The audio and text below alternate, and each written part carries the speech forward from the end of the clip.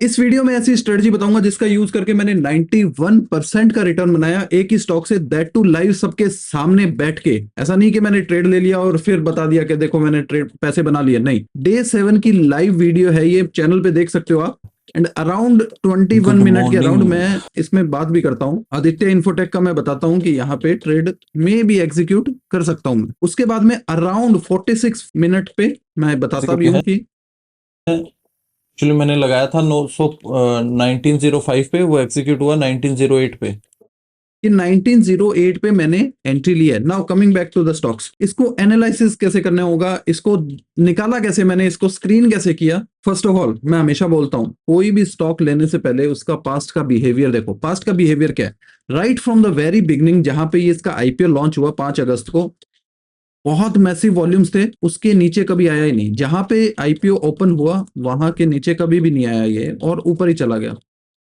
उसके बाद में क्या हुआ, अगर उस कैंडल को हम छुपा भी दें, वॉल्यूम देखिए आप, ऊपर गया स्टॉक, यहां से अच्छा खासा ऊपर जा रहा है और विद वॉल्यूम्स। यहां पे बेस बनाया ना, बेस क्यों बनाया वो भी मैं बताता हूं आपको। मार्केट से कंपेयर करेंगे, फिर अगेन देखो वॉल्यूम कितने स्ट्रांग है, यहां पे फिर अगेन वॉल्यूम स्ट्रांग है। तो ये वॉल्यूम क्या है? ये इंस्टीट्यूशनल वॉल्यूम्स है, ये बड़े लोगों के वॉल्यूम्स है। और जब भी बड़े लोग खरीदते हैं तो वो विजन रखते हैं 1 साल का 2 साल का कि ये स्टॉक बहुत ऊपर जाएगा। ठीक है, अभी अपने इसको कंपेयर करते हैं मार्केट के साथ कि मार्केट उस वक्त क्या कर रहा था जब ये ऊपर जा रहा था। अब मार्केट्स के साथ कंपेयर करते हैं अपने। ऊपर माइक्रो कैप 250 का चार्ट है, नीचे आदित्य इन्फोटेक का चार्ट है। यहाँ पे देखो आदित्य इन्फोटेक बेस बना रहा है, जहां पे था वहीं पे ही खड़ा है, वेयर एज मार्केट क्या कर रहा है? डाउन ट्रेंड में है। अब अपने कंपेयर करते हैं कि लास्ट में जब मैंने खरीदा इसको तब इसको कैसे स्क्रीन किया। जनवरी से लेकर के मार्च तक मार्केट का बिहेवियर देखो, डाउन ट्रेंड में था, वेयर एज इसका बिहेवियर क्या था? अप ट्रेंड में था। तो इससे ये कंफर्म हो गया कि ये स्टॉक बहुत स्ट्रांग है और मार्केट के अगेंस्ट हायर हाइज बना रहा है। जहां मार्केट डाउन ट्रेंड में था, बियर मार्केट में था, वहां पर ये स्टॉक हायर हाइज बना रहा था, that too with volumes. Volume बहुत अच्छे थे इसमें, यहाँ पे भी वॉल्यूम्स अच्छे थे, यहाँ भी वॉल्यूम्स अच्छे थे। तो ये कंफर्म हो गया कि ये स्टॉक बहुत स्ट्रांग है। जैसे ही इस दिन आप देखो यहाँ पे, ये करीब 6 अप्रैल को मार्केट 20 मूविंग एवरेज के ऊपर आ जाता है। मेरी एंट्री का ये सिंपल रूल है कि कुछ भी हो जाए, मार्केट की जो इंडाइसिस है वो 20 मूविंग एवरेज के ऊपर होगी तभी मैं कोई स्टॉक में एंट्री लूंगा, अदरवाइज मैं कोई भी स्टॉक में एंटर नहीं करूंगा। अराउंड 6 अप्रैल 7 अप्रैल के आसपास ये मार्केट 20 मूविंग एवरेज के ऊपर आ जाता है और काफी टाइम तक सस्टेन भी करता है। तो ये भी कंडीशन अपनी सेटिस्फाई हो गई थी कि मार्केट भी बहुत अच्छा है, हेल्दी एनवायरनमेंट में है। ये 6 अप्रैल की कैंडल है और ये 7 अप्रैल की कैंडल है। यहाँ पे हमको पता है कि मार्केट 20 मूविंग एवरेज के ऊपर आ चुका था और इस एरिया में ये बेस बना चुका था।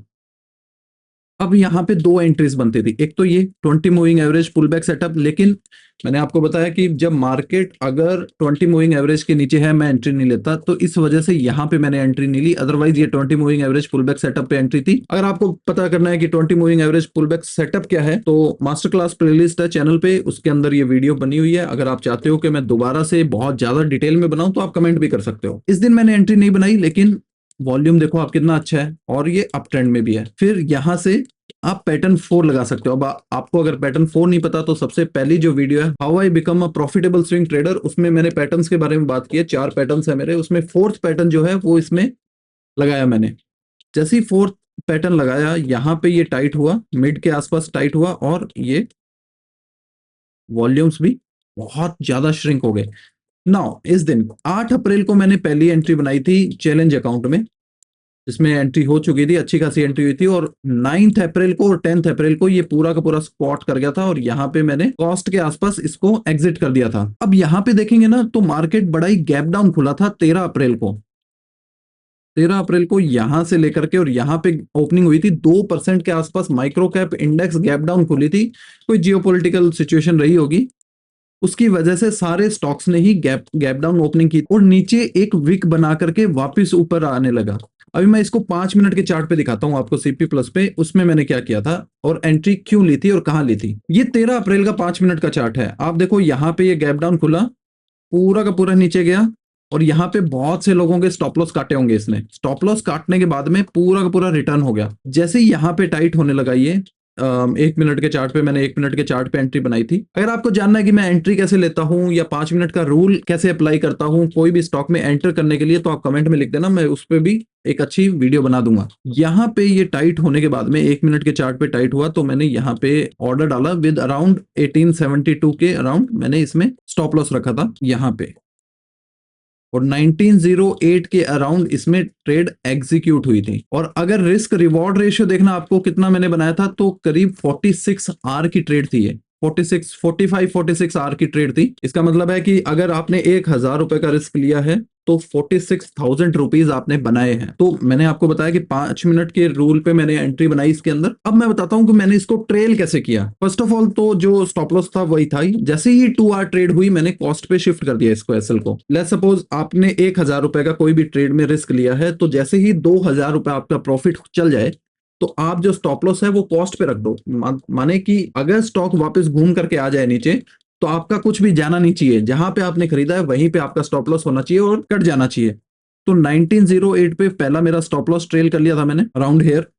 उसके बाद में जैसे ही ये वाली कैंडल बनी, ये वाली 8% की कैंडल थी और वॉल्यूम बहुत अच्छा था, तो मैंने इस स्विंग के नीचे कर दिया था। यहाँ पे ये स्विंग बना था, और देखो अपने स्विंग ट्रेडर है ना, तो स्विंग से ही ट्रेल करेंगे या फिर 20 मूविंग एवरेज से ट्रेल करेंगे। अगर 20 मूविंग एवरेज के नीचे क्लोज करता है या फिर स्विंग के नीचे क्लोज करता है तो हम उसमें एग्जिट ले लेंगे। उसके बाद में क्या हुआ, यहाँ पे ये स्विंग बना, जैसे ही इसने इस हाई का ब्रेकआउट दिया इस कैंडल पे और वॉल्यूम भी अच्छा था, तो मैंने ये स्टॉप लॉस को यहाँ पे ट्रेल कर दिया अराउंड 2170 के अराउंड। अभी आपने ये भी देखना है कि जो एंट्री हुई थी अपनी वो हुई थी 1908 पे, राइट। यहां से लेकर के और आपने जो ट्रेल कर लिया है, आप इसको में देखिए कि ये कितना ऊपर आ गया। यहां तक जहां तक ट्रेल कर लिया वो आपका प्रॉफिट है। 13% 14% के अराउंड आपने प्रॉफिट ले लिया है इसमें, ठीक है। अब उसके बाद क्या हुआ कि इस दिन ये टॉप से बॉटम तक करीब 13-14% ड्रॉप ले लिया इसने और वापस से ऊपर चला गया। इस पॉइंट के अराउंड मैंने इसमें ट्रेलिंग जो थी, ये स्टॉप लॉस को ट्रेल मैंने यहां पे कर दिया था इस स्विंग के नीचे, क्योंकि ये भी एक स्विंग है। और जैसे ही इस हाई का ब्रेकआउट दिया इस कैंडल ने विद वॉल्यूम, ये मैंने यहाँ पे ट्रेल किया, और जैसे ही यहाँ पे सर्किट लगा, ये अराउंड 10% के आसपास का सर्किट था, मैंने यहाँ पे ट्रेल कर लिया था। स्विंग से ट्रेल करते चलना आपको, जैसे जैसे चलता गया मैं वैसे वैसे ट्रेल करता गया। यहाँ पे ये स्विंग बना था इसमें, तो इसलिए ट्रेल किया था। नाउ आप देखो कि आपने बॉटम से लेकर के और टॉप तक अराउंड 63% का रिटर्न बनाया यहां तक। अभी क्या करना है कि जैसे ही ये वाली कैंडल बनी थी, ये जो रेड कैंडल बनी थी, और इसके अंदर 2 फैक्टर्स थे यहां पे एग्जिट लेने के, मैंने यहां पे एग्जिट ले लिया था। एक तो ये 20 मूविंग एवरेज से आप देखिए 37% दूर है। 37% का गैप बहुत ज्यादा हो जाता है। एक तो ये लॉजिक था, दूसरा लॉजिक था कि इतना मूव देने के बाद में एक रेड कैंडल विक बनाई इसने, और that too with big volumes. Red volumes अच्छे खासे थे, तो मैंने यहाँ के अराउंड मैंने इसमें एग्जिट ले लिया था 3670 के अराउंड, और इसमें करीब मैंने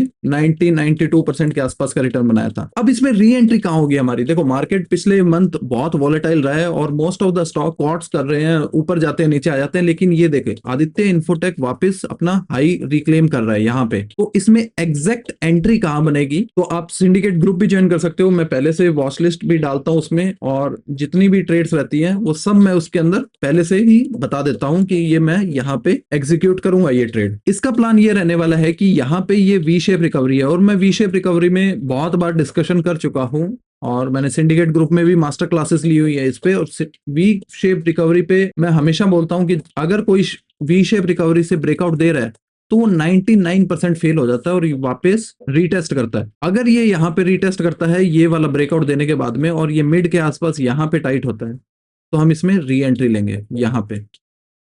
अदरवाइज अगर ये यहीं से ही वापस चला जाता तो ये फर्स्ट आइट्रेशन होगा, ये दोबारा आना चाहिए, ये जो उसकी सेकंड आइट्रेशन होगा इसका, और ये वापस एक बार ही और आना चाहिए थर्ड आइट्रेशन। थर्ड आइट्रेशन जैसे ही होगा इसका, यहाँ पे सेटअप बनना चाहिए, या तो टाइट सेटअप बने, या फिर ये जो 20 मूविंग एवरेज आ रही है यहाँ पे पुल बैक सेटअप देगी, तब मैं इसमें एंट्री लूंगा।